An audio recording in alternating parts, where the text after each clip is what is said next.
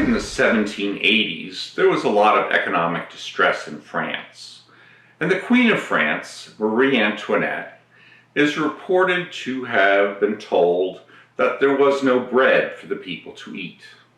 And she supposedly said, well, then let them eat cake. Now, either this was Marie Antoinette just being pompous and saying, well, she didn't care about the fact that the peasants didn't have any bread to eat, or it could be that she simply didn't understand and figured, well, if there's no bread around, there certainly must be cake around. Either way, it was sort of an out-of-touch elite attitude. Well, today our elites are a little bit mandate crazed. They mandate vaccines, they mandate masks. In fact, the governor of Oregon even mandates masks for being outdoors in their many national parks. Crazy. Who was being protected by those masks except for the trees? It really is a form of virtue signaling.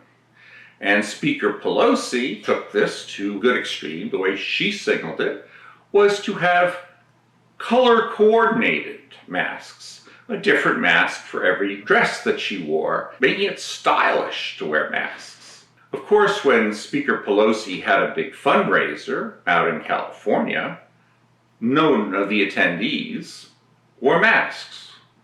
And you might remember Speaker Pelosi going to her hairstylist without a mask, even when hairstylists were closed. And then there was the Met Ball in New York, which is their big arts center. Big fundraising ball, $30,000 a ticket. You may remember having seen Congresswoman Ocasio-Cortez, often known as AOC, wearing a dress, very stylish dress, adorned with the huge phrase, "Tax the rich." Well, she was not wearing a mask. We also had the Oscars. No one wore a mask. We had the UN General Assembly meeting in New York. No one wearing a mask. You might also remember President Obama's 60th birthday up in Martha's Vineyard. Again, no one wore a mask who was one of the invitees. So this happens over and over again. The mayor of San Francisco, Mrs. Breed, had just imposed a mask mandate on the city and then went to a nightclub and started dancing, all without a mask. When she was criticized for that, her response was, "We have no need for the fun police." Well, why insist everyone else wear a mask?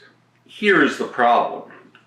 Although all the invitees to all these swanky parties didn't wear a mask, if you looked around the room, one group of people had to wear their masks, and that was the people who were serving the elites. All those people, the waiters, the waitresses, the cleanup people, they wore masks while the elites did not. Well, this strikes a lot of people the wrong way.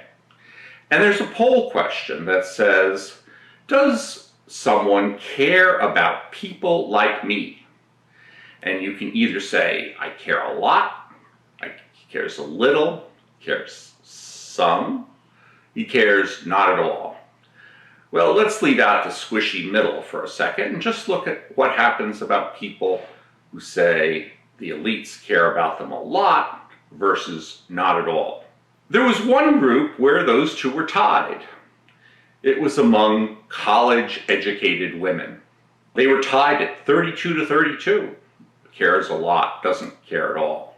But for women who did not go to college, it was 17 cares a lot, where 42 said doesn't care about me at all. The situation for men was even more extreme, both for college-educated and non-college-educated people. When Hispanics were asked about these people, and specifically about President Biden, 18% said he cares a lot, 33%, he says, doesn't care at all. So here we have a bit of a problem. It's obvious to the ordinary people that the elites really don't care about them.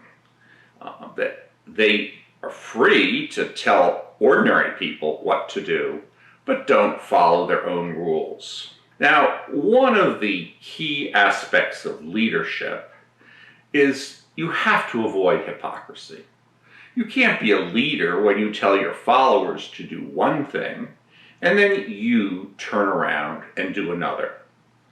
So there's two things the leaders can do.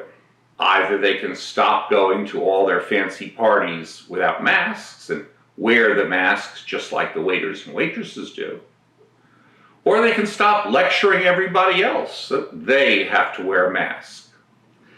My bet, they won't change at all.